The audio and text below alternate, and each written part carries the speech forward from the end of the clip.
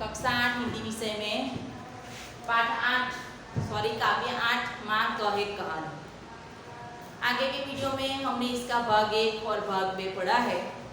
आज हम इसका आगे क्या जो काव्य है वह समझते हैं। हमने देखा कि गौतम बुद्ध जो थे और उनके पुत्र थे राहुल और उनकी पत्नी थी यशोधरा। तो राहुल अपनी माँ से कहानी सुनने के लिए कहता है, तो यशोधरा उसे कहानी सुनाती है और उस कहानी में वह अपने पति सिद्धार्थ का एक प्रसंग, राहुल के पिता का एक प्रसंग उसे सुनाती है कि एक बार वह वन में घूम रहे थे। वहाँ पर एक पक्षी जिसका पंख जो है वह घायल हो गया था, तो वह नीचे गिरता है। तो तुम्हारे पिताजी उसे गोद में उठाते हैं और तभी वह शिकारी जो खगभक्षी था, उसको पक्षी का मांस खाने की इच्छा हुई थी, वह उस पक्षी को जिसने मारा था तीर से, वह वहाँ पहुँचता है और कहता है कि नहीं, इस पर तो मेरा अधिकार है, यह पक्षी मेरा है क्योंकि मैंने उसको मारा है। जब सिद्धार्थ उसे कहता है कि मैंने उसको बचाया है, तो यह पक्षी पर मेरा अधिकार है और दोनों में लड़ाई होती है। और तब आगे क्या होता है देखिए, दोनों हट करने लगते हैं, जिद करने लगते हैं कि नहीं, ये पक्षी मेरा है। सिद्धार्थ कहता है ये पक्षी मेरा है, शिकारी कहता है कि नहीं, ये पक्षी मैंने मारा है इसलिए इस पक्षी मेरा है। तो दोनों हट करने लगते हैं। तो राहुल कहता है अब आगे कहानी सुनाओ। तो यशोधरा उसे कहती है कि हुआ विवाद सदैव निर्दय में। विवाद यानी कि दोनों में चर्चा विचारना हो रही है, विवाद हो रहा है, झगड़ा हो रहा है। किस बात के? तो सदैव और निर्दय में हुआ विवाद, सदैव और निर्दय में विवाद होने लगता है। एक सदैव में, सदैव यानी कि एक दयालु में, और निर्दय यानी कि एक दयाहीन व्यक्ति। एक व्यक्ति ऐसा था जिसमें दया भरी हुई थी, उस पक्षी को बचाने के लिए वह तत्पर था।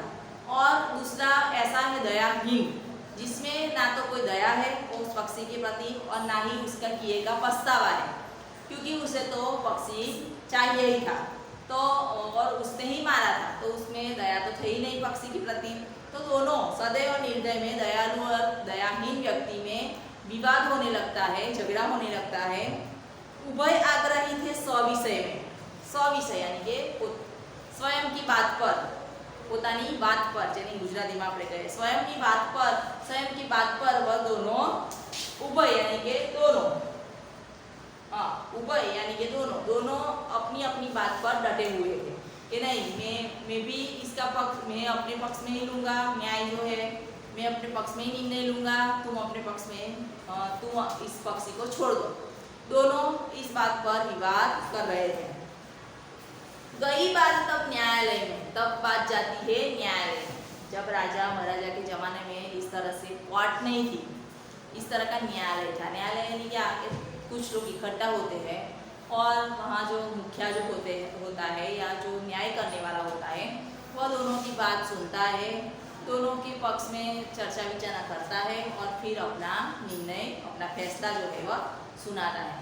ऐसा नहीं कि यह तारीख पर आना, यह तारीख पर आना। अभी कोर्ट में क्या होता है कि तारीख पर तारीख दी जाती है, पर उस वक्त ऐसा नहीं था। तो सुनी सभी ने जानी, એટલે तब न्यायालय में दोनों का विवाद जाता है, दोनों की बात जाती है न्यायालय में। सुनी सभी ने जानी, और उस न्यायालय में जो भी इकट्ठे हुए थे वह सभी ने उन दोनों की बात सुनते हैं कि क्या हुआ था, एक्चुअल में क्या हुआ था, किसने उसे तीर मारा, कैसे सिद्धार्थ ने उसे बचाया, ये सब बात सब लोग सुनते हैं। तो राहुल पूछता है सुनी सभी ने जानी, मैं सभी को यह बात पता चल गई। व्यापक हुई कहानी। व्यापक यानी कि नहीं लिखा हमने यहाँ पर, व्यापक यानी कि चारों दिशा में वह बात फैल गई, चारों दिशा में वह बात फैल जाना। तो व्यापक हुई कहानी यानी कि माँ सबको यह बात पता चल गई, चारों दिशा में यह बात फैल गई। तो उसकी माँ उसे कहती है राहुल तू निर्णय कर, इसका न्याय पक्ष लेता है किसका? राहुल कहता है हाँ न्याय। यशोधरा कहती है कि न्यायालय में बात पहुंच गई, पर राहुल तू अब इस बात का निर्णय कर कि न्यायालय का पक्ष किसके पक्ष में गया होगा, क्योंकि ये बात पहले की बताई गई है। जब सिद्धार्थ युवा अवस्था में थे और एक दिन उनके साथ ऐसी घटना हुई थी, तब की बात है। इसलिए कि तू न्याय कर, न्यायालय ने कैसा न्याय किया होगा, किसके पक्ष में न्याय दिया होगा। कह दे निर्भय जय हो जिसका, निर्भय यानी कि तुम निडर होकर, डर मत और निडर होकर तुम के यह न्यायालय किसके पक्ष में न्याय करेगा, बचाने वाले के या मानने वाले के पक्ष में करेगा। सुन लू तेरी बानी, किसकी जय होगी, कौन विजयी होगा, किसके पक्ष में न्याय करेगा। तू बोल, मैं तेरी बानी, तारी वाणी सुनूं एम के, तू जो कहेगा वो मैं सुनती हूँ। माँ मेरी क्या बानी, मैं तो सुन रहा कहानी, एम मैं क्या बोलूँ, मेरा विचार क्या होगा, मैं न्याय के बारे में क्या बोलूँ, मैं तो सिर्फ कहानी ही सुन रहा था, मुझ में ऐसी समझ नहीं है कि मैं इसका न्याय दे सकूँ। तो माँ मैं तो मैं कहानी ही सुन रहा था, मैं क्या बात सुनाऊँ तुमको।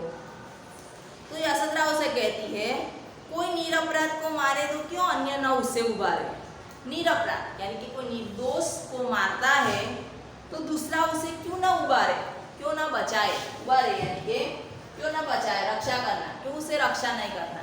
आप भी रास्ते में कहीं जाते होंगे और वहाँ पर कुछ लोग किसी एक को इकट्ठे होकर मार रहे हो, 2-4 आदमी हो और वो बेचारे अकेला हो और उसे वो 2-4 आदमी मिलकर मार रहे हो, तो आप क्या करोगे, वो 2-4 आदमी के साथ उसे भी आप भी मारने लगोगे कि वो जो अकेला है उसे बचाओगे। तब हमारे मन में जो है, हमारे दिमाग में 2 बातें आती हैं कि हम किसका पक्ष लें, इसे मारे।